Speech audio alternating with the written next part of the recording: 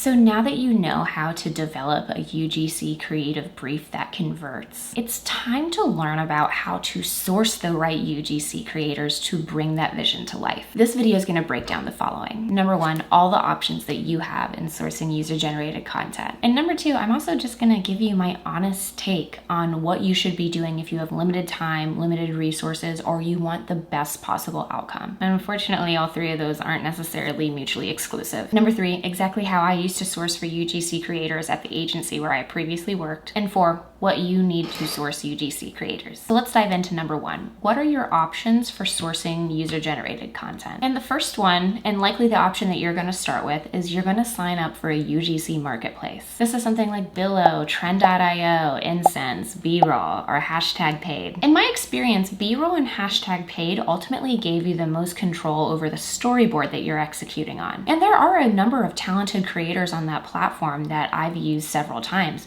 And we actually used to use B-roll at the agency where I worked previously. However, we found that once we were sourcing creators over and over again, we tend to find a cap at the creators who were truly talented. So to be honest, B-roll is a fine place to start. Hashtag paid is pretty great if you want to have bigger creators or get more into influencer content. You can also do more whitelisting through here too. Ultimately, the quality can be good, but it does come at a price. Now, the pro to using a marketplace is that you don't have to source for creators yourself. And it's often at a pretty good price point. I've found that it's anywhere from $50 to $200 per batch of content. And like I said, B-roll gives you a lot of control over that content. Using a marketplace is a really good place to begin if you have limited time and resources, and especially if you just want to try it out. But I would be incredibly selective with the creators that you choose from these platforms. But oftentimes I found that the creator quality is not as high. And as we begin to scale a client's creative needs, we've often had to source outside of these platforms. My hot take is that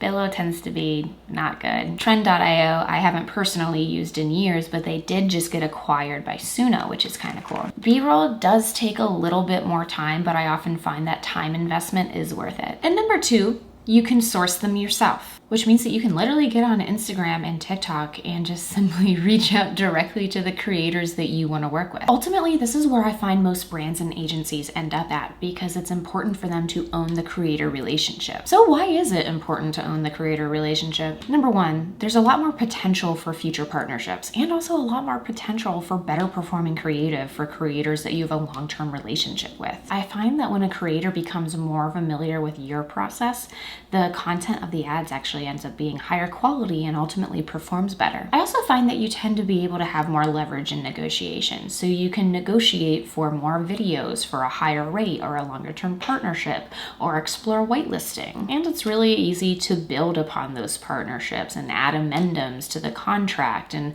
really just work with them on a longer term basis. I also find that these creators tend to have a quicker turnaround. Now, as Savannah mentioned on one of our podcast episodes, this is the same process that she went through to find her group of creators.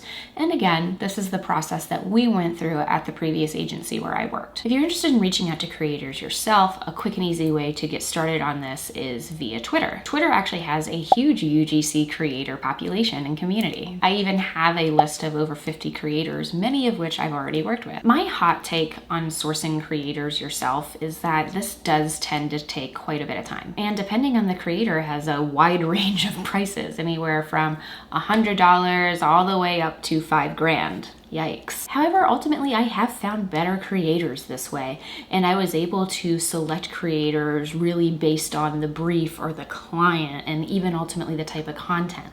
So if I was working with a brand that wanted ads on TikTok, I would focus my search on TikTok creators particularly. And I will say that sometimes the Twitter communities can be a bit of a mixed bag. Some of the creators are super new there, so my word of advice is to give them a great brief and use other creators that other brands and people on Twitter are recommending. Now, the third option that you have for sourcing creators is to tap into actor networks. This is a unique one that we actually tested out a lot at my previous agency Thesis because we actually had a physical studio location in Brooklyn for a while. So we ended up sourcing UGC content with a lot of the actors and models that we had in the studio. And there were a lot of big pros here. Like, those people are already super comfortable on camera and emitting a wide range of emotion. I also found that this was a really great route to take if you needed a specific demographic like, especially for like 55 plus, for instance. And I found that many of them were actually very familiar with what UGC was. So here's how you tap into actor networks. I found that the best place was via Backstage. I also have experimented a little bit with Facebook groups for a while,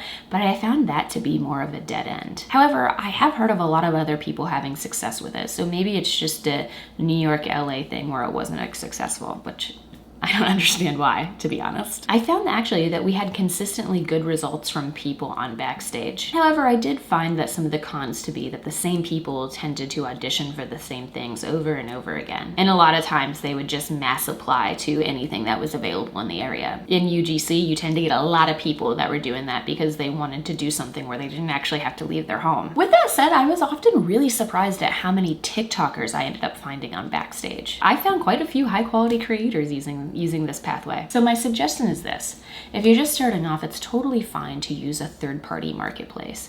However, if you really want to develop and start to own the relationship with your creators, which I highly recommend, I would start manually reaching out to those creators. Now, I had a person whose entire job was dedicating to reaching out to these creators, sourcing the ones depending on the brief, and also negotiating with the creators and paying them when the time came to actually pay them. And I'd say that this is actually probably something that would be really easy for you to outsource, so that you personally or one of your full-time team members or a creative director isn't manually searching and communicating with these people and negotiating with these people, because a lot of it is pretty routine and rote and can be really easily offboarded to an overseas person in the Philippines or even in Latin America if you are US based. This is also probably a really good opportunity for people overseas who are more interested in working in creative strategy to be able to provide this service for agencies and for brands. So, little tip there. If you're interested in hearing a little bit more about the UGC sourcing process, I haven't found much content about it online, but I do have a previous video that I made for my YouTube channel that you can always take a look at. And I also have that podcast episode with me and Savannah, which we got a lot of really great feedback from. So if you're really serious about starting to source your own creators, I would take a listen to that next.